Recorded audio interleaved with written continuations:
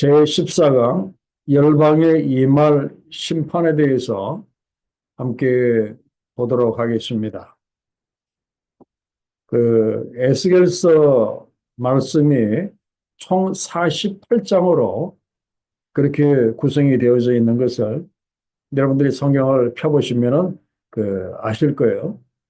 그런데 그 48장 중에서 8장, 그러니까 퍼센테이지로 따지면 한 17% 정도가 열방의 이말 심판에 관한 것이 이렇게 나옵니다. 그리고 그 열방에 관한 그 심판이 나오는데 하나님께서 어떤 나라들을 그 심판을 하시는지 에스겔서에 잘 나와 있는데 제가 드린 그 문제지의 1번의 그 지도를 이렇게 보시면은요. 그 이스라엘 주변에 여러 그 나라들이 쭉 나옵니다.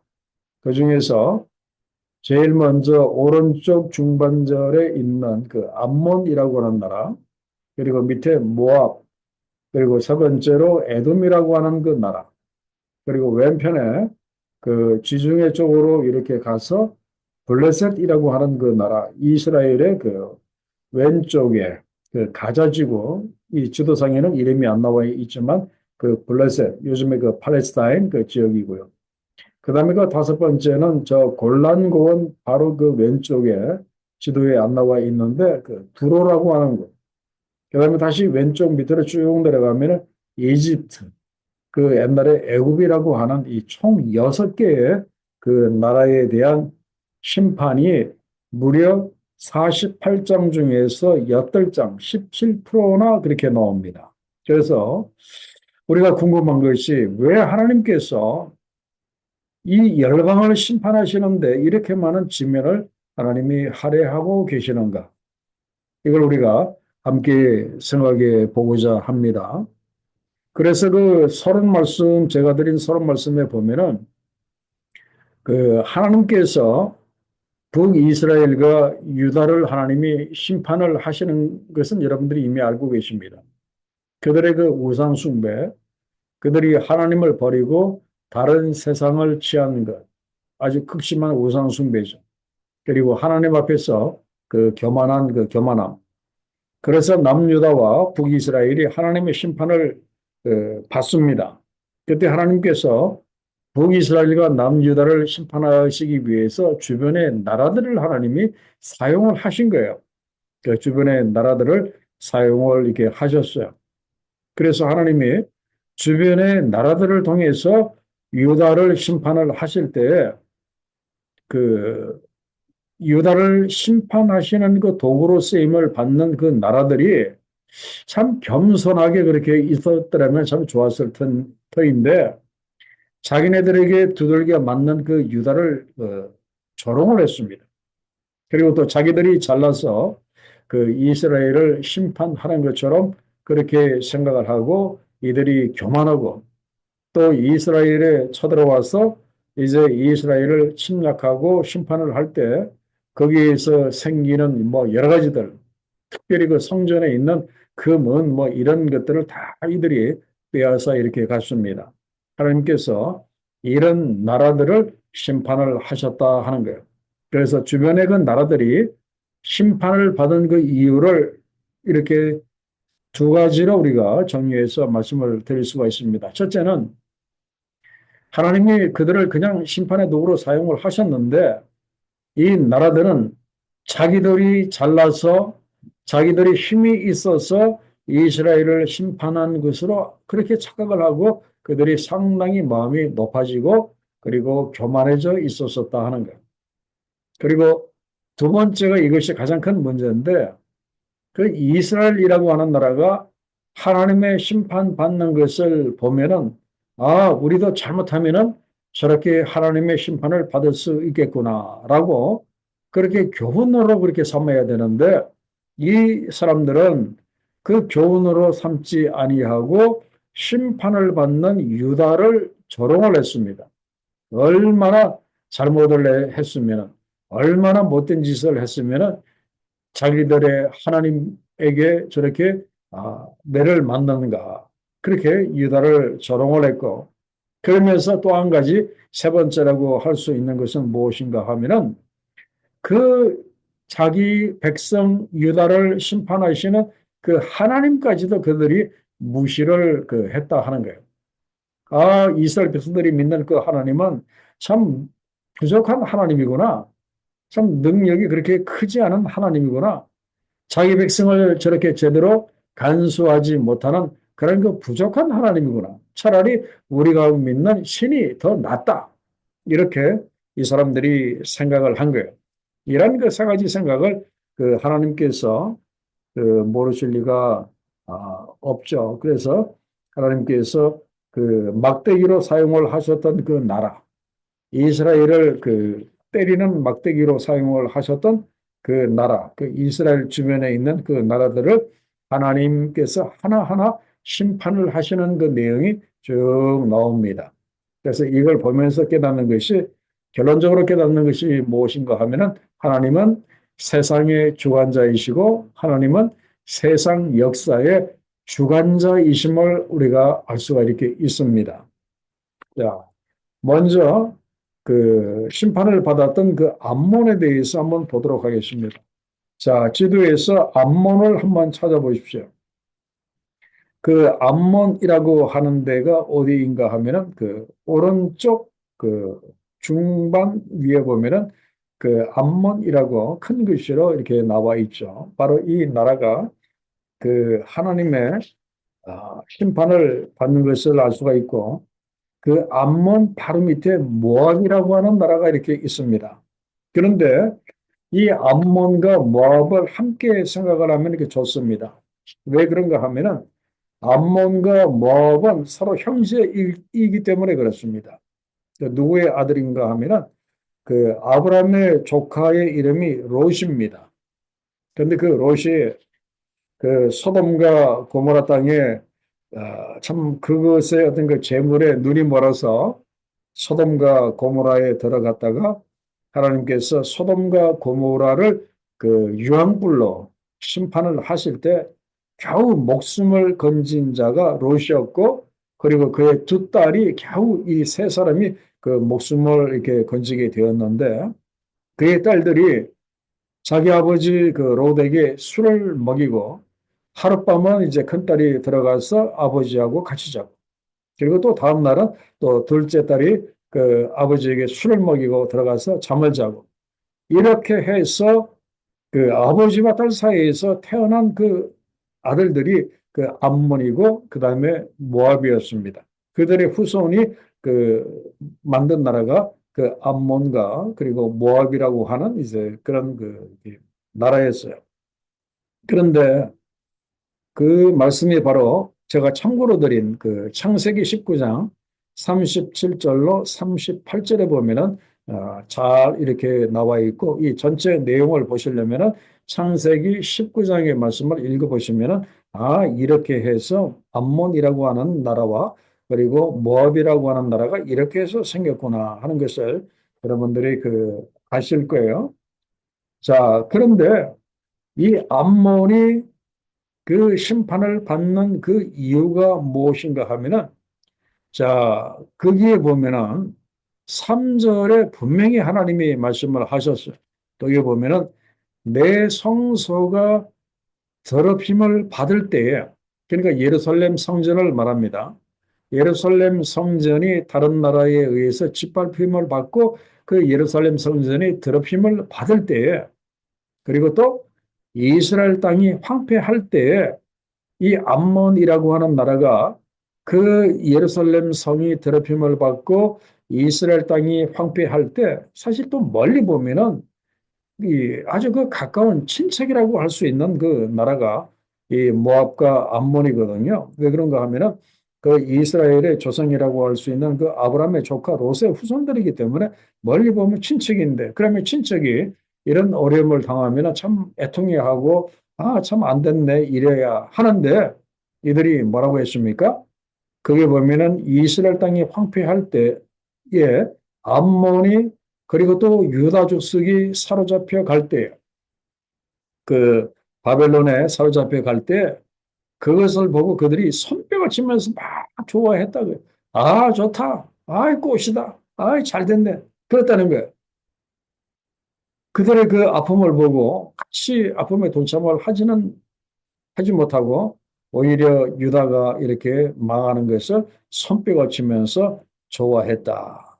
그걸 하나님이 구체적으로 6절에서 이렇게 말씀을 하십니다. 너가 이스라엘 땅에 대하여 손뼉을 치며 발을 부르며 마음을 다하여 멸시하며 즐거워하였다. 그냥 속으로 좋아하는 정도가 아니라 이 남유다가 망하니까 막 발을 부르면서 손뼉을 치면서 춤을 추면서 그냥 마음을 다하면서 남유다를 멸시하고 그리고 유다가 망하는 것을 즐거워하였다. 그래. 아주 그 못된 그런 그 마음을 가지고 있었죠. 그래서 하나님께서 7절에 이렇게 결정을 하십니다. 너를 만민 중에서 끊어버리고 너를 여러 나라 가운데에서 황폐하게 하여 멸하겠다. 그렇게 말씀을 하십니다. 그래서 이 말씀이 그대로 이루어짐으로 인해서 이 암몬이라고 하는 이 나라는 그 세상의 역사 속에서 사라져 버립니다. 얼마 가지 않아서 암몬이라고 하는 이 나라는 역사 속에서 없어져 버려요.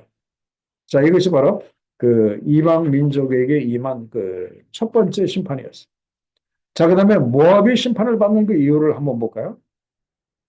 자, 모압이 그 암몬 바로 밑에 있는 그 나라가 모압이고 그리고 암몬과 모압은 서로 형제 나라라고 제가 이렇게 말씀을 이렇게 드렸습니다. 그런데 이들이 잘못한 것이 하나가 있습니다. 그것이 무엇인가 하면은 8절 하반절에 있는 이 실수를 하게 돼요. 자, 뭐라고 실수를 하는가 하면은 자, 유다 족속은 모든 이방과 다름이 없다. 뭐 자기네들은 뭐 유다 사람들은 뭐 하나님을 믿고 자기네들은 뭐 거룩한 민족이고 뭐 하나님께서 택한 민족이고 뭐 말로는 그렇게 하는데 우리가 볼 때 너희나 우리나 다른 나라나 다 이게 다름이 없다라고 그렇게 이야기를 했다 하는 거예요. 이것은 무엇인가 하면은 이 그들은 이 이스라엘을 볼 때에 전능하신 하나님께서 다스리시는 그러한 그 나라로 그렇게 보지 않았다고 하는 거예요. 아주 그 형편없는 이제 그런 그 나라로 이스라엘을 그렇게 봤다 이제 그런 말. 너네나 우리나 이렇게 똑같다는 거예요. 사실 또 이스라엘이 이 모압에 의해서 이러한 취급을 당할 수밖에 없었던 이유도 하나가 있습니다. 그것이 무엇인가 하면은 이스라엘의 우상 숭배가 굉장히 많았어요. 뭐 돌로 만든 그 앞에서 뭐 절을 하고 그다음에 나무로 만든 것 그 앞에서 이렇게 절을 하고 우상 숭배가 굉장히 이렇게 많았어요. 그리고 또 다른 나라에 의해서 침략을 또 굉장히 많이 또 이렇게 받았습니다. 그런 그 약한 모습을 이렇게 지켜보면서 너희가 정말 믿는다는 그 전능하신 여호와 하나님이 어디 있느냐? 그 하나님이 살아 있으면 너희 나라가 이런 꼴이 되지 않을 거라고 하면서 너희나 우리나 다 똑같은 나라다. 이렇게 말을 하면서 그들의 그 이스라엘의 하나님 여호와를 얼마나 이 모압이 무시를 했는지 이렇게 말합니다. 바로 이것 때문에 하나님께서 심판을 하시는데 어떻게 심판을 하시는가 하면은 거기에 보면은 그 한번 보세요. 그 10절 그 말씀에 보면은 암몬 족속이 다시는 이방 가운데서 기억되지 아니하게 하시는 것처럼 11절에 보면은 모압에도 동일한 벌을 그렇게 내리십니다. 그래서 암몬 그리고 모압이라고 하는 이 나라는 결국 역사 속에서 사라져버리게 이렇게 됩니다. 이것이 모압이 당한 이제 그런 그 심판의 모습이었어요. 자, 이 1번 문제에서 그 마지막 문제를 한번 볼까요? 거기 보면은 그런데 이스라엘이 멸망하는 일에 기뻐하고 이스라엘을 다른 나라 이방인과 같다는 말을 했다고 해서 나라가 멸망하는 심판을 이 암몬과 그리고 모압이 당해야 했는데 그것이 억울해 보이지 않습니까? 하는 이제 그런 걸 이렇게 질문해요. 이 질문은 상당히 어떤 면에서 보면 인본주의적인 그런 걸 이렇게 질문해요. 그래서 인본주의적인 그런 그 질문인데 그러나 전혀 억울하지 않습니다. 왜 그런가 하면은 우리 하나님은 이미 잠언 기자를 통해서 우리들에게 말씀을 하시고 또 하나님이 우리들에게 원하시는 마음은 그것이 아니기 때문에 그렇습니다. 그래서 잠언 24장 17절에 뭐라고 했죠? 너의 원수가 넘어질 때에 즐거워하지 말라고 다 분명히 그렇게 말씀하셨어요. 아무리 꼴보기 싫은 사람이 그냥 가다가 넘어져도 나 박수 치고 박장대소하면서 웃지 말라 그게 즐거워하지 말고 그리고 그가 엎드러질 때에 마음에 기뻐하지 말라라고 분명히 말씀을 이렇게 하셨어요. 그죠? 그래서 그 남이 잘못되는 것을 좋아하는 것을 하나님께서 가볍게 여기지 아니하신다고 말씀을 하고 계십니다. 여기서 우리 하나님의 그 마음을 읽을 수가 있는데 그것은 무엇인가 하면은 우리 하나님은 세상의 모든 나라와 모든 민족과 모든 사람들이 다 잘 되기를 그렇게 원하시지 그 한 나라라도 한 사람이라도 잘못되는 것을 하나님이 원하지 않기 때문에 그렇습니다. 왜 그런가 하면은 세상에 그 엄청나게 많은 나라들이 있고 민족들이 있는데 그들이 다 그들도 하나님의 백성들이기 때문에 그렇습니다. 그래서 하나님이 모세를 통해서 신명기 23장 7절에서 분명히 이런 말씀을 주셨어요. 너는 에돔 사람을 미워하지 말라. 바로 이 에돔이라고 하는 것은 그 야곱의 형이었던 그 에서의 후손을 말합니다. 너는 에돔 사람을 미워하지 말라. 그는 너의 형제가 됨이니라. 그리고 애굽 사람을 미워하지 말라. 너가 그의 땅에서 객이 되었음이니라.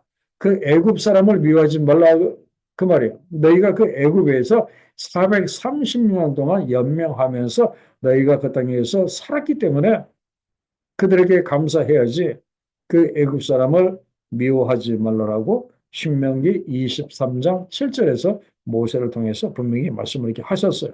그렇기 때문에 오늘 여기서 우리가 배워야 할 것이 무엇인가 하면은 하나님의 마음을 우리가 좀 알아야 한다. 그런 말이에요.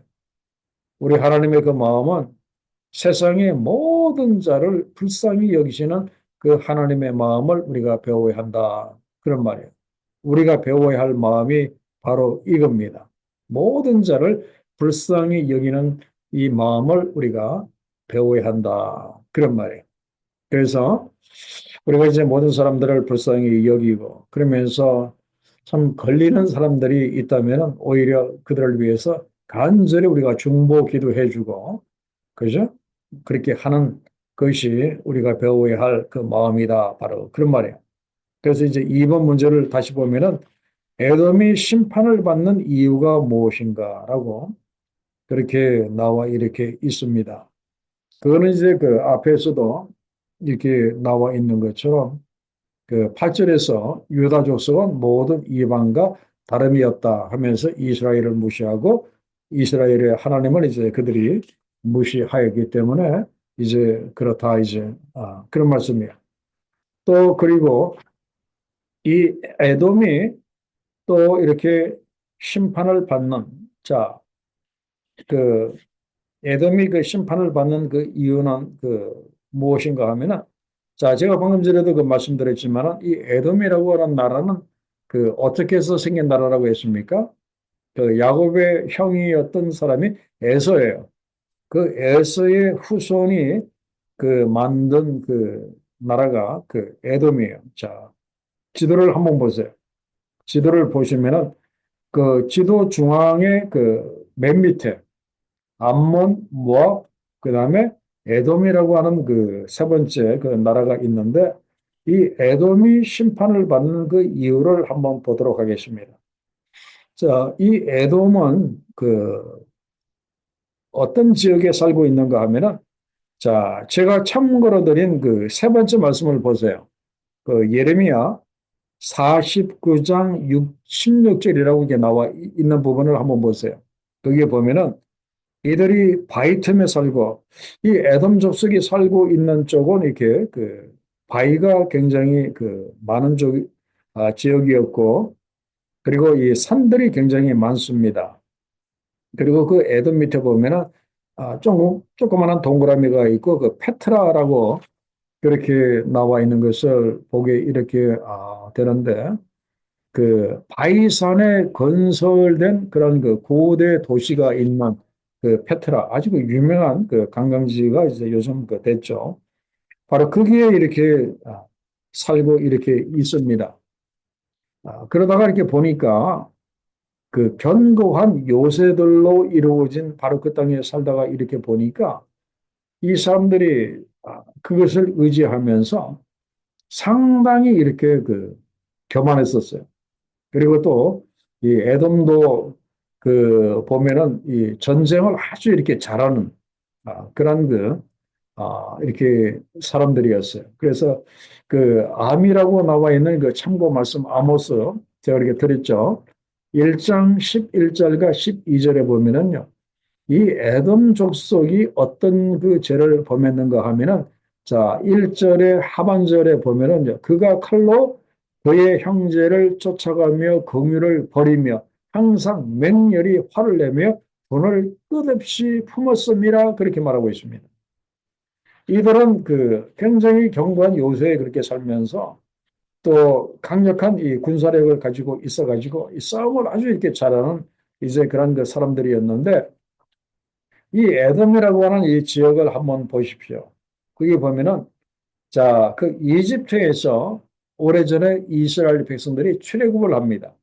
그러면은 그 젖과 꿀이 흐르는 그 이스라엘 가나안 땅으로 곧장 그 위로 그렇게 올라가면 이렇게 되는데 하나님이 그렇게 하지 아니하시고 이 백성들을 그 오른쪽으로 강야로 인도하시잖아요. 그래서 강야에서 40년을 이제 그 유리 방황하다가 결국 다시 요단강을 건너서 가나안 땅으로 들어오는데 처음에 애굽에서 나와서 이 이스라엘 백성들이 그 에돔의 그 지역을 이렇게 통과하기를 이렇게 원했습니다. 좀 지나가기를 이렇게 원했습니다. 그래서 지나가면서 절대로 우리가 너희들의 그 먹을거리를 건드리지 아니하고 심지어 물도 마시지 아니하고 조용히 지나가겠다고 했는데 이 모압의 이 에돔의 이 사람들이 뭐라고 하는가 하면은 글로 지나가지 못하도록 매몰차게 거절을 합니다. 그래서 어쩔 수 없이 이제 더 오른쪽으로 이렇게 돌아서 더 멀리 이제 가나안 땅으로 이렇게 가는데 그런데 뒤쫓아오면서 그 뒤에 처져 있는 연약한 그 부녀자들, 이 노인들을 뒤에 쫓아가면서 이렇게 해하고 하는 그 모습. 그가 칼로 그의 형제를 쫓아가며 궁유를 벌이며 맹렬히 화를 내며 분을 끝없이 품었습니다. 바로 이제 그 말씀. 그래서 에돔의 교만은 한마디로 그 자기 형제 이스라엘을 그 괴롭힌 이 죄. 이것 때문에 이제 그 세 번째 에돔이 그 심판을 이렇게 받습니다. 자, 그다음에 3번 문제를 보면 그 블레셋이 그 심판을 받는 그 이유를 한번 보도록 하겠습니다. 자, 이 블레셋은 요즘의 그 팔레스타인입니다. 여러분 이제 지도만 보시면은 그 팔레스타인이 어딘지 여러분들은 이미 뉴스를 통해서 다 알고 계실 거예요. 그 이스라엘의 그 왼쪽 맨 밑에 보면은 그 팔레스타인 그 가자지구 바로 이제 여기가 그 심판을 그 받는데 그 이유가 무엇인가 하면 15절에 보면 이렇게 나와 있습니다. 15절에 보면은 블레셋 사람이 옛날부터 미워하여 누구를 미워하였는가 하면은 이스라엘을 미워하여 멸시하는 마음으로 원수를 갚아 진멸하고자 하였도다 그렇게 말하고 있습니다. 이 블레셋 사람들은 기회가 있을 때마다 그 오른쪽으로 조금 나오기만 하면은 바로 그 이스라엘 땅이에요. 여기에 와서 추수 때마다 쳐들어와 가지고 이스라엘 사람들이 1년 내내 열심히 농사 지은 거 다 뺏어가고요. 얼마나 이 블레셋 사람들이 이스라엘 사람들을 괴롭혔는지 이렇게 모릅니다. 아예 그냥 진멸하고자까지 이제 그렇게 한 거예요. 그래서 하나님께서 그 블레셋도 이제 심판을 그 하십니다. 그래서 요즘 그래서 그런지는 몰라도 그 팔레스타인이 얼마나 힘들게 삽니까? 요즘도 계속 이스라엘 그 군대에게 그렇게 물론 이제 하마스라고 하는 그 사람들 때문에 그러지만 그 두들겨 맞고 있는 그 모습을 우리가 이렇게 보게 이렇게 됩니다. 그죠? 자, 그러면 4번 문제를 보면은 그 심판의 도구로 쓰임을 받는 자들의 어리석음이 무엇인가? 이제 전체를 다 통틀어서 지금 이렇게 말씀을 하시는 거예요. 그 암몬, 모압, 에돔, 이집트, 그리고 블레셋, 두로 이런 그 나라들이 그 하나님의 심판의 도구로 사실은 쓰임을 받았거든요.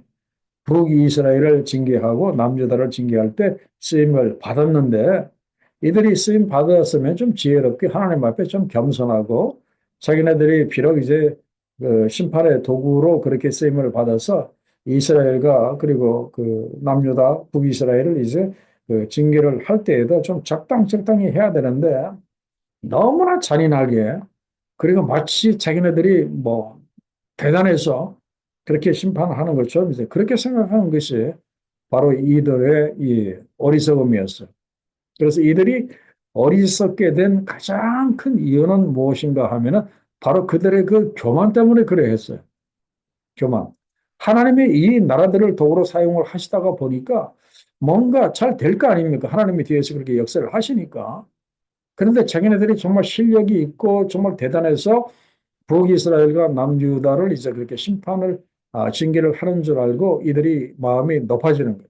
교만해져서 이스라엘을 적당히 좀 어느 정도 그렇게 해야 되는데 너무나 지나치게 그렇게 그 학대를 그들이 했습니다. 이스라엘을 공격하면서 그 이스라엘 백성들을 너무나 지나치게 학대를 했고 그러면서 또 여호와 하나님도 조롱하고 경멸까지 하였다 그런 말이에요. 이 사람들은 하나님이 자기들을 사용을 해서 이스라엘을 심판하시는 것을 알아야 되는데 이 이스라엘의 그 하나님이 이스라엘이 믿는 그 하나님이 너무나 무능해서 자기 백성 이스라엘을 힘들게 하는 줄로 알고 그들이 속으로 조롱하고 그리고 이스라엘의 그 하나님을 그들이 경멸하였다. 그런 말이에요. 그래서 이것이 바로 그들의 그 어리석음이다. 그렇게 말을 할 수가 있어요. 그 이스라엘의 심판을 보면서 멸망당하는 것을 보면서 이걸 이제 타산지석을 이렇게 삼아야 되는데 거울로 삼아야 되는데 자기들의 죄를 깨닫고 회개를 해야 했음에도 불구하고 이들은 오히려 이스라엘을 무시하고 그리고 이스라엘의 하나님을 그들이 너무나 그 조롱하고 무시한 것을 이렇게 보게 이렇게 됩니다. 그래서 결국 이것 때문에 그들이 심판을 이렇게 그 받았습니다. 자, 5번 문제를 보겠습니다. 5번 문제를 이렇게 보면은 하나님이 그 남유다와 그리고 북이스라엘을 하나님이 그 심판을 그 하시잖아요. 크게는 아수르를 통해서 그리고 바벨론을 통해서 또 옆에 있는 이 작은 나라들을 통해서 하나님이 이제 그 유다를 심판을 하시는데 그 열방을 유다와 동일하게 심판하시는 것은 제가 앞에서 말씀드린 거하고 똑같아요. 그 열방이 그 이스라엘의 심판을 보면서 네 가지를 잘못을 했기 때문에 그렇습니다. 첫째는 이스라엘의 하나님이 살아계심을 이들이 무시했어요. 살아계신 이스라엘의 그 하나님을 이들이 무시하고, 그다음에 두 번째는 이스라엘의 하나님을 아주 그 무능한 신으로 그렇게 여겼어요. 오히려 자기네들의 신이 훨씬 더 강하다고 이제 그렇게 생각을 한 거예요. 그죠? 그리고 네 번째는 무엇인가 하면은 주의 백성과 이 사람들이 이스라엘과 잘 지내지 아니하였기 때문에 그렇습니다. 그래서 거기에 보면은 신명기 말씀에서 하나님이 모세를 통해서 그 이방의 나라들에게 주신 그 말씀이 있어요. 그래서 그 신이라고 나와 있는 그 신명기 32장 43절을 한번 보세요. 43절에 보면은 너희 민족들아 그렇게 말하고 있습니다. 그 이방의 여러 민족들을 두고 하시는 그 말씀이에요. 너희 민족들아 주의 백성 바로 이스라엘이죠. 주의 백성과 즐거워하라 라고 그렇게 말씀을 하셨어요. 이스라엘과 잘 지내라고 말씀을 하셨는데 오히려 이스라엘을 무시하고 그리고 이스라엘의 그 하나님을 이들이 무시했던 것을 보게 되는데 이것이 그 주변 나라들이 그 심판을 받은 그런 그 이유입니다. 자, 그러면 6번 문제를 이렇게 보시면은 두로가 심판을 받는 그 이유를 보도록 하겠습니다. 두로. 그 두로라고 하는 그 나라를 한번 여러분들이 한번 찾아보세요. 첫 번째 지도에서는 안 나와 있는데 이 두 번째 지도에서는 두로가 나와 있습니다. 거기에 보면은 지금 그 나라 중에서 어디입니까? 레바논이라고 하는 그 나라의 맨 밑에 보면은 그 빨간 그 사각형으로 두로라고 이렇게 나와 있죠. 두로라고 그렇게 나와 있습니다. 두로. 이 두로가 그 심판을 받는 그 이유가 무엇인가 하면은 바로 그 2절 하반절에 있는 말씀 때문에 그렇습니다. 거기 보니까 그 예루살렘이 그 유다가 하나님의 그 심판을 받아가지고 이제 망하지 않았습니까? 그런데 이 예루살렘, 이스라엘의 그 예루살렘이라고 하는 것은 육지 무역의 통로였던 데가 그 예루살렘이었어요. 이쪽으로 굉장히 많은 이제 그 물량들이 이렇게 지나가는 아주 경제적으로 그 육지 무역의 그 통로였던 데가 바로 그 예루살렘이었습니다. 그런데 그 예루살렘이 하나님의 그 심판을 받아가지고 그 2절 하반절에 나와 있는 것처럼 그 만민의 문이 깨어졌다. 그런 말이에요. 이 만민의 문이 깨어졌다는 그 말이 그 세상의 여러 나라들이 이곳을 통해서 그렇게 무역을 하는데 바로 그 육지 무역의 통로인 바로 그 문이 깨어져 버렸다. 그런 말이에요. 그 문이 깨어져 버리고 육지 무역의 통로가 깨어져 버리고 그것이 내게로 돌아왔다. 그런 말이에요. 내게로 돌아왔다는 그 말이 무엇인가 하면은 이 두로가 그 당시에 바다 무역의 통로였습니다. 그래서 이 지중해 바다를 통해서 뭐 그 지중해 근처에 있는 그 나라, 멀리 있는 나라, 이 해상 무역의 통로였던 데가 바로 이렇게 두로였어요. 그래서 옛날에 이 육지 무역의 통로였던 예루살렘과 그리고 이 해상 무역의 통로였던 이 두로가 서로 이렇게 경쟁을 하던 이제 그런 그 관계에 있었는데 예루살렘의 육지 무역의 통로가 깨어지니까 이제 자기네들이 돈을 많이 벌 것 같으니까 그것 때문에 이들이 기뻐하다가 좋아하다가 결국 이것 때문에 그 심판을 그들이 받고 이렇게 말았습니다. 분명히 하나님은 이방 민족들에게 신명기 32장 43절에서 너희 민족들은 주의 백성과 함께 즐거워하고 잘 지내라고 이야기를 했는데 그 주변의 나라들은 한결같이 이 북이스라엘과 남유다가 하나님의 심판을 받고 멸망을 당할 때 다들 손뼉을 치면서 다들 이렇게 기뻐하고 다들 이렇게 좋아했어요. 그러다가 그 나라들이 하나도 빠짐없이 다 하나님의 심판을 이렇게 받았어요. 그러다가 어느 정도로 심판을 받았는가 하면은 자, 두로가 어느 정도로 심판을 받았는가 하면은 자, 에스겔서 26장 그 사절의 말씀을 보세요. 그들이 두로의 성벽을 무너뜨리며 그 망대를 헐 것이요 나도 티끌을 그 위에 썰어버려 맨바위가 되게 하며 바다 가운데 금을 치는 곳이 되게 하여 두로가 완전히 쫄딱 망하게 하나님이 그렇게 하셨어요. 그래서 그 금을 치는 곳이 되게 하셨다는 말은 이 두로가 해상 무역의 통로로서 엄청나게 많은 무역선들이 막 있고 항구 도시고 막 사람들이 그렇게 많은 이제 그런 곳이었는데 아주 그 한가로운 마치 시골에서 바닷가에서 검을 치고 고기 잡는 그런 그 한가한 그런 그 동네처럼 이렇게 폭삭망하게 하나님께서 이제 그렇게 하시겠다. 그런 말이에요. 그래서 망대를 헐어버리고 그리고 맨바위가 되게 하고 그리고 그 무역선들이 있는 그곳이 조용한 이 그물 치는 그물로 물고기를 잡는 시골 동네로 그렇게 만들어 버리겠다. 하나님이 이제 그렇게 하신 거예요. 자, 우리 하나님 참 무섭게 심판하시는 그 하나님이시. 그다음에 두로의 심판과 멸망을 통해서 하나님께서 계시하고자 하시는 바가 무엇인가를 우리가 분명히 알아야 됩니다. 무엇인가? 두로의 심판과 멸망을 통해서 우리가 배워야 할 것이 무엇인가 하는 거예요. 이 두로가 잘못한 것은 바로 이 첫 번째 이거예요. 예루살렘의 멸망을 보면서 기뻐함으로 이제 그들이 심판을 이렇게 받았다. 그죠? 남 잘못되는 걸 이렇게 좋아하다가 이제 그들이 심판을 이렇게 받은 거예요. 그렇기 때문에 이걸 통해서 이제 오늘 우리들에게 주시는 것이 무엇인가 하면은 물론 이제 우리가 살아가면서 우리 주변에 그 사람들이 어려움 당하고 잘못되고 하는 것들을 우리가 이렇게 경험을 하게 되는데 그거 보면서 뭐 속으로 아이 꽃이다. 그렇게 뭐 까불더니 뭐 그렇게 됐다. 그렇게 고소해야 할 것이 아니라 좀 이렇게 불쌍히 여기는 그런 마음이 있어야 되는데 참 그렇게 그런 마음이 별로 없는 것 같아요. 잘못되면 속으로 그렇게 고소해하는 그 우리의 그 모습을 이렇게 보게 되는데 이거는 그 작게는 이제 그렇게 생각을 할 수가 있고 그다음에 크기는 이제 무엇인가 하면은 제가 참고로 드린 그 사도행전의 그 17장 30절에서 31절에 그 말씀을 이렇게 보시면은요.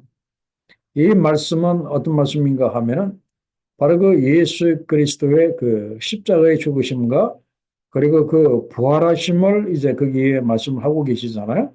31절 하반절에 보면은 그를 죽은 자 가운데서 다시 살리신 것으로 모든 사람에게 믿을 만한 증거를 주셨습니다. 그렇게 말씀을 하고 이렇게 있습니다.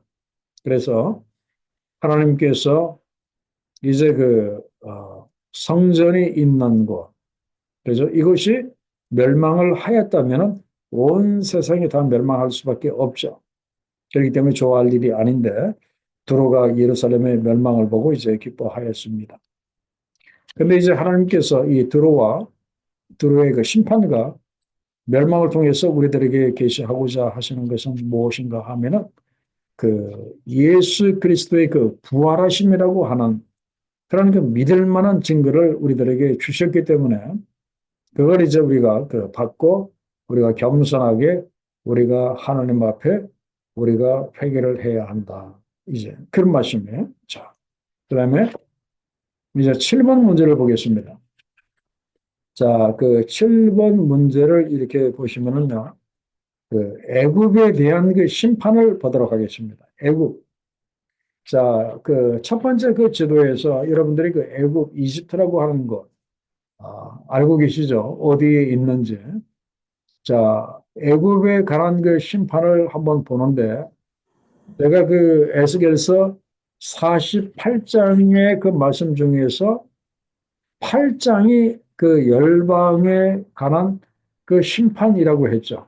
그래서 25장부터 32장까지 열방을 심판하시는 내용이 나오는데 그중에서 애굽이라고 하는 한 나라에 대한 그 심판이 29장, 30장, 31장, 32장 이렇게 8개 장 중에서 반 정도 엄청나게 많은 그 분량을 차지해서 애굽에 관한 그 심판을 이야기를 합니다. 왜 이렇게 많은 분량으로 그 애굽에 대한 심판을 말씀을 그 하시는가? 제가 결론적으로 말씀을 이렇게 드리면은요. 그 애굽이라고 하는 것은 세상의 대표이기 때문에 그러했고, 그리고 애굽의 심판이 많다고 하는 것은 세상이 받을 심판이 그만큼 많다는 뜻입니다. 왜 그런가 하면은 애굽이라고 하는 것은 바로 세상을 대표하는 나라였기 때문에 이제 그러하다. 그런 말이에요. 바벨론이 그러한 것처럼 애굽이라고 하는 것은 세상을 대표하는 그 나라였기 때문에 그 애굽의 그 심판이 많다는 것이 바로 세상이 받을 심판이 그만큼 많다는 이제 그런 말씀이에요. 그래서 애굽은 온 세상을 대표하는 이제 그런 그 나라로 그렇게 우리가 볼 수가 있어요. 그래서 그 우리가 지난번에 요한계시록 말씀을 우리가 공부했습니다. 그 요한계시록에서 온 세상의 대표로 할 수 있는 나라를 하나님이 꼽으셨는데 그 나라가 어떤 나라였습니까? 바벨론이라고 하는 이제 그런 그 나라였어요. 그래서 그 요한계시록에 보면은 그 바벨론, 온 세상을 대표할 수 있는 그 바벨론이라고 하는 그 나라의 멸망에 대해서 아주 상세하게 그렇게 나왔어요. 그런데 이 에스겔서 이 말씀에서는 바로 그 온 세상을 대표할 수 있는 나라라고 할 수 있는 그 애굽, 그 애굽의 심판에 대해서 그렇게 쭉 그렇게 이야기를 하고 이렇게 있습니다. 그래서 그 애굽이라고 하는 이 나라가 하나님의 그 심판을 받을 수밖에 없는 그 이유는 그 애굽이 이스라엘 백성들에게 그 한 짓을 우리가 생각해 보면은 그 알 수가 있습니다. 그 이스라엘 백성들이 이제 애굽에서 살면서 이제 세월이 지나가면서 수가 점점 이렇게 많아지잖아요. 그래서 그 애굽의 그 왕이 이들의 숫자가 이렇게 많아지다가 보면은 적들과 연합해서 자기네들을 쳐들어올지 모른다. 그래서 그 남자 아이들이 태어나면은 이 강에 던지게 하잖아요. 그리고 430년 동안 아주 그렇게 부려먹기만 이제 그렇게 했습니다. 그리고 하나님이 모세를 보내서 내 백성을 놓아주라 그랬는데도 끝까지 이 백성이 그 놓아주지 않죠. 그래서 결국은 이제 하나님이 그 애굽을 그 심판을 그 하십니다. 그래서 출애굽 때도 보면은 그 10가지 재앙을 내리시고 마지막 장자 재앙을 통해서 그 애굽의 모든 장자들을 다 죽이시고 그리고 바로 왕의 장자까지 죽이심으로 애굽을 그 심판을 그 하셨어요. 그래서 에스겔서 30장 6절에 보면 하나님께서 이렇게 말씀하셨습니다. 애굽을 붙들어 주는 자도 엎드러질 것이고 애굽의 교만한 건세도 낮아질 것이라 그렇게 말씀을 하시고 그리고 그 애굽이 칼에 엎드려지리라 그렇게 말씀을 하고 이렇게 계십니다. 그래서 그 애굽이라고 하는 이 나라가 그 망할 거라고 분명히 말씀을 그렇게 하셨어요. 그러면서 그 에스겔에게 애굽에 대해서 무엇을 예언을 하라고 말씀을 하셨는가 하면은 자 에스겔서 29장 1절로 3절까지의 그 말씀을 이렇게 보시면은요. 분명히 예언을 하라고 그렇게 말씀을 하셨는데 3절에 뭐라고 예언하라고 말씀을 하셨는가 하면은 내가 너를 대적하노라. 바로 하나님께서 말씀하십니다. 내가 너 애굽을 대적하노라 그렇게 말씀을 하시고 왜 하나님이 대적을 하시는가 하면은 너는 이 애국을 두고 하는 말이에요. 너는 자기의 강들 가운데 누운 그 나일강, 자기의 강들 가운데 누운 큰 아그라라고 말씀하요. 그 강에 그렇게 이렇게 눈만 뻑뻑뻑 내고 그 누워 있는 큰 아그라 이야기를 하면서 그리고 스스로 애굽이 뭐라고 이야기했다고요? 나의 이 강은 내 것이라. 내가 나를 위하여 만들었다. 그렇게 이야기를 했다 이제 그런 말이에요. 그러면서 이, 이 말씀은 한마디로 그 바로 왕의 교만을 두고 하는 그 말입니다. 아, 오늘도 제가 이제 그 차 타고 오면서 이야기를 그 했는데 이 애굽이라고 하는 이 나라는 이 나일강 때문에 그 하류에 굉장히 그 비옥한 토지를 가지고 있고 여기에서 그 주변에 그 창세기 말씀해 보면은 주변에 나라들의 엄청난 그 7년 흉년이 왔었을 때 그 나라들을 다 먹여 살릴 수 있을 정도로 엄청나게 많은 그 곡식이 나오는 이제 그런 그 나라였어요. 그러다 보니까 옛날에는 상당히 그 부강한 그런 그 나라였고, 그리고 웬만한 나라에서는 도저히 만들 수 없는 세계 4대 불가사의라고 할 수 있는 그 피라미드, 그리고 그 피라미드 앞에 사자 비슷하게 서 있는 그 스핑크스, 이거는 강력한 왕권과 국력이 없이는 도저히 만들 수 없는 그런 그 건축물이거든요. 그런데 그 이집트의 그 사막에 지금도 보면 이 피라미드와 스핑크스가 굉장히 많습니다. 이걸 보면은 그 당시에 얼마나 이 애굽이라고 하는 나라가 이 부강한 그런 그 나라였는지 이렇게 모릅니다. 그러다가 보니까 이 사람들의 그 교만함이 이 바로왕의 교만함이 하늘을 이렇게 찔렀다 이제 그런 말이에요. 그러면서 그 악이라고 하는 이 말이 이사야 27장 그 1절에 보면은요. 리워 야단이라고 그렇게 나와 있죠. 꼬불꼬불한 뱀 리워 야단을 그 멸하시며라고 이렇게 나와 있는데 이 악이라고 하는 이 말이 성경에 리워 야단으로 그렇게 나옵니다. 그런데 이 리워 야단이라고 하는 것은 그 어떤 그 존재를 두고 하는 말인가 하면은 하나님의 창조를 대항하는 흑암과 혼동의 세력을 말할 때 리워 야단이라고 이야기를 합니다. 바로 애국의 바로 왕이 그러했다 그런 말이에요. 하나님을 대항을 하는 자였다. 그런 말이에요. 그런 그 교만한 마음이 있었기 때문에 그 10가지 재앙을 받고도 끝까지 안 보내려고 했잖아요. 그러다가 이제 마지막에 그 10번째 장자 재앙을 받고 이제 자기 아들이 죽는 걸 보고 이제 바로 왕이 이스라엘 백성들을 이렇게 놓아주는 걸 우리가 출애굽에서 봤습니다. 그런데 이제 문제는 무엇인가 하면은 이렇게 하나님께서 이렇게 교만한 애굽을 이렇게 심판을 하시는데 이스라엘은 어떻게 했다고요? 그러면은 하나님의 마음을 따라가야 되는데 오히려 이스라엘 백성들은 이런 애굽을 그들이 의지하였다 이제 그런 말이에요. 그래서 우리가 이제 그 에스겔서 앞에서도 이제 보고 그다음에 또 이사야서 이 말씀에도 이렇게 보면은 그 남유다의 그 마지막 22번째 왕의 이름이 그 시드기야입니다. 그 시드기야가 그 예레미야 선지자 이런 선지자를 통해서 그 남유다가 그 바벨론에게 항복을 하고 하나님이 정한 기간 70년 동안 그냥 그렇게 지내다가 돌아오기를 하나님께 원하셨는데 그 유다의 22번째 마지막 왕이었던 이 시드기야가 이제 그 바벨론을 이제 그 배반을 하고 애굽과 이렇게 손을 이렇게 잡으려고 합니다.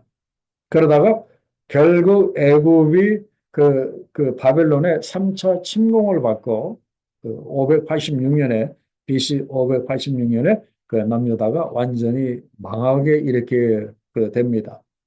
그 시드기야 왕 앞에서 그 바벨론 그 군인들이 그 왕자들을 다 죽이고 그리고 시드기야의 그 두 눈을 뽑고 그리고 노사슬로 이게 묶어가지고 이제 바벨론에 끌고 갑니다. 그리고 1년 있다가 이 바벨론에서 그 시드기야 왕이 이렇게 죽습니다. 결국 이것이 이미 어떤 면에서 보면은 그 예언된 그런 그 말씀이 아닌가 그렇게 생각을 해요. 왜 그런가 하면은 그 왕하라고 제가 이렇게 참고로 드렸죠. 열왕기하 18장 21절에 보면은 상한 갈대 지팡이 애굽을 의뢰하도다 그렇게 말씀을 하고 있어요. 이 이야기는 무엇인가 하면은 상한 갈대 지팡이와 같은 애굽을 의지하지 말라 그런 말이에요. 만약에 애굽을 의지하면은 손이 그 가시에 찔릴 거라고 분명히 말씀을 이렇게 하셨어요. 그리고 이사야 31장 1절에는 도움을 구하기 위해서 애굽으로 내려가는 자들은 화가 있을지라고 분명히 말씀을 했잖아요. 그리고 또 이사야서 36장 6절에서 너가 애굽을 믿는도다. 그것은 상한 갈대 지팡이와 같은 것이다. 그렇게 말씀을 하셨어요. 그러면서 예레미야 46장 25절에 분명히 말씀하셨어요. 바로와 애굽과 애굽 신들과 애굽의 왕들 곧 바로와 및 그를 의지하는 자들을 벌할 거라고 하나님이 분명히 말씀을 이렇게 하셨어요. 근데 이 사실을 이렇게 수차례 경고를 하셨음에도 불구하고 시드기야 왕이 이 바빌론을 배반을 하고 이 애국과 손잡으려고 했다가 완전히 망하게 되잖아요. 그러면서 손이 팍 찔려 버렸습니다. 왜 그런가 하면 애굽이라고 하는 그 나라가 상한 썩어져가는 갈대 지팡이였기 때문에 이 썩어져가는 갈대 지팡이를 여러분들이 한번 손으로 한번 이렇게 잡아보십시오. 손에 온갖 가시가 다 찔리거든요. 이 이야기는 의지했다가 괜히 손만 찔린다 그런 말이에요. 그리고 또 잡으려고 했다가 그 갈대지팡이가 뚝 부러지는 바람에 땅바닥에 이렇게 엎어져서 어깨 상하고 이제 그렇게 된다 이제 그런 말. 허리를 다친다 그런 말. 그래서 실제 그게 보면 이렇게 나와 있잖아요. 어깨를 찢고 땅에 찧어서 어깨가 찢어지고 그리고 허리가 이렇게 부러지게 된다. 그래서 결국 그렇게 되고 이렇게 말았어요. 그죠?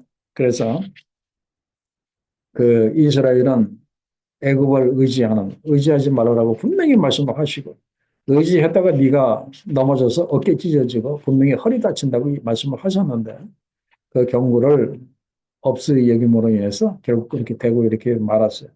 그러니까 이스라엘도 잘한 거 하나 이게 없어요. 그리고 이제 중요한 문제는 그 다음 질문인데 하나님이 애굽을 어떻게 심판을 하셨는가? 어떻게 심판을 하실 거라고 말씀을 하셨는데 여러분 놀라지 마세요. 이 말씀 그대로 요즘 이집트가 그렇게 되었습니다. 9절에 보면은 애굽 땅이 사막과 황무지가 이렇게 되리니라고 그렇게 말씀하고 있고 지금 실제적으로 그 애굽이 나일강 쪽에만 그렇게 좀 이렇게 아 이렇게 농지가 있고 또 강도 있고 그러지만 나머지 지역은 거의 다 이렇게 사막입니다. 거의 다 이렇게 사막이에요. 그리고 실제적으로 요즘에 이집트를 여러분들이 어떻게 생각하세요? 아주 뭐 괜찮은 나라, 뭐 군사력이 대단한 나라, 이 강대국이라고 생각을 하십니까? 그렇잖아요. 요즘에 이집트라고 하는 이 나라는 지금 미약한 나라입니다.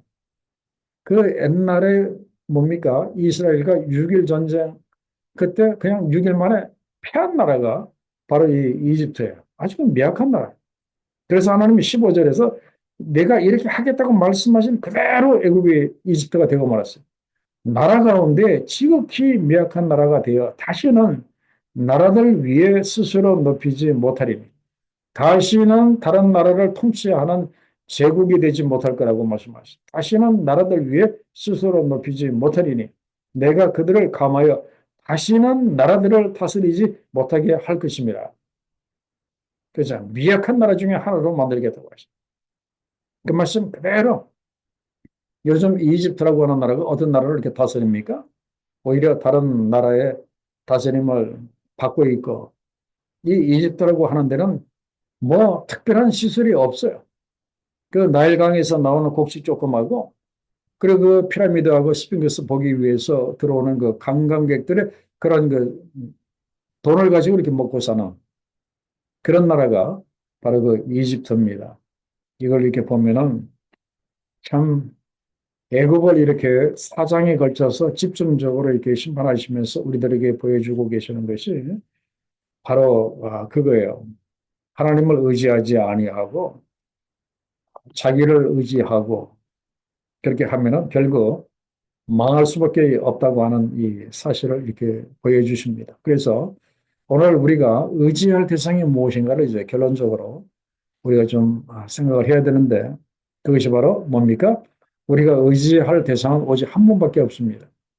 하나님의 아들이신 예수 그리스도를 우리가 의지해야 합니다. 그죠? 그래서 빌립보서 2장 10절과 11절에 보면은 하나님이 원하시는 것은 하늘에 있는 모든 사람, 지금 현재 한 70억 정도가 있다고 하죠.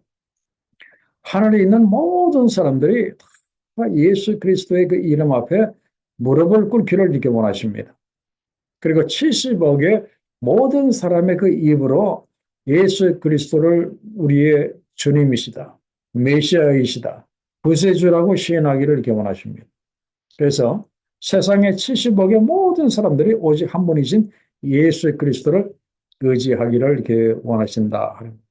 바로 여기에 우리가 사는 길이 있습니다. 그죠? 여기에 우리가 사는 길이 있어요. 그런데 이 길을 우리가 가지 아니하고 이 열방들이 했던 것처럼 다른 길로 가다가 보면은 결국은 하나님의 심판을 받고 망할 수밖에 없다고 하는 것을 우리가 그 애굽이라든지 그다음에 두로라든지 그다음에 암몬 그리고 모압, 에돔, 뭐 블레셋 요즘 그 팔레스타인 얼마나 이렇게 두들겨 맞고 있습니까? 이런 나라들을 이렇게 보면서 하나님을 의지하지 아니하고 예수 그리스도를 주라고 시인하지 아니하고 다른 쪽으로 그렇게 가다가 보면은 하나님을 대적하는 그 자리로 가다가 보면은 결국 하나님의 심판을 받을 수밖에 없다고 하는 이 사실을 우리가 이제 오늘 배워야 됩니다. 그래서 제가 이제 그 결론적으로 한 말씀만 드리고 이제 마치고자 합니다. 그건 무엇인가 하면은 자, 결론 부분에 이렇게 보면은 맨 밑에 줄을 이렇게 보면은 우리가 생각해야 될 것이 무엇인가 하면은 하나님 중심의 역사관을 우리가 가져야 한다. 그런 말입니다. 하나님 중심의 역사관을 가져야 되는데 이 하나님 중심의 역사관과 반대되는 것을 생각을 한다면은 인간 중심의 역사관이다. 그렇게 볼 수가 있겠죠. 이 인간 중심의 역사관을 가지면은요. 참 이것이 문제가 많습니다. 잘 될 때는 괜찮은데 힘들고 어려울 때는 참 힘들어집니다. 그래서 우리가 하나님 중심의 역사관을 우리가 가져야 돼요. 그 하나님 중심의 역사관은 무엇인가 하면은 세상 모든 역사의 주관자는 하나님이시다고 하는 이 사실을 우리가 믿어야 되고 그리고 또 한 가지는 하나님의 선하신 뜻대로 세상을 인도하고 계신다는 이 사실을 우리가 믿어야 됩니다. 지금 현재적으로 뭐 우리나라라든지 세상을 이렇게 쫙 보면은 참 우리 마음이 힘들고 어렵잖아요. 그렇지만은 세상 모든 역사의 주관자는 하나님이시고 그분의 선하신 뜻대로 세상을 인도하고 계신다. 결국 하나님께서 하나님의 뜻대로 세상을 이제 그 결론 내리신다고 하는 이 하나님 중심의 역사관을 우리가 가져야 돼요. 이걸 가지면은 우리가 미래를 너무 그렇게 불안해할 필요가 없어요. 그죠? 미래를 너무 그렇게 걱정할 필요가 없어요. 하나님께서 결국은 하나님의 뜻대로 우리의 그 앞날을 다 결론을 내리실 것이기 때문에 우리가 너무 심각하게 두려워하거나 걱정할 필요가 없다. 이제 그런 말이에요. 그래서 우리가 하나님의 중심의 역사를 가지고 오히려 어디에 치중을 해야 하는가 하면은 예수 그리스도의 재림의 때를 우리가 기대를 해야 합니다. 그분이 오심으로 인해서 이루어질 천년 왕국, 거기에서 예수 그리스도와 함께 왕 같은 제사장으로서 천년 동안 천년 왕국을 다스릴 바로 그때를 우리가 기대하면서 우리가 살아야 한다. 그런 말이에요. 이 천년 왕국은 모든 세상의 결론입니다. 옛날에 바벨론, 페르시아, 헬라, 그다음에 로마 쭉 이렇게 있었던 나라들 다 제국들 망했어요. 총 결론은 최종 결론은 예수께서 다스리시는 천년 왕국이에요. 그래서 우리가 이 하나님 중심의 역사관을 이렇게 가지고 이제는 미래를 너무 걱정하지 말고 불안해하지 마시고 반드시 하나님께서 선하신 뜻대로 결론을 내리신다.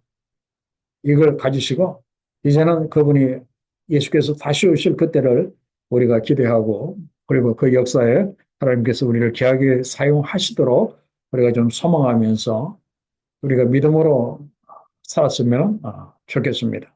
자, 기도하겠습니다.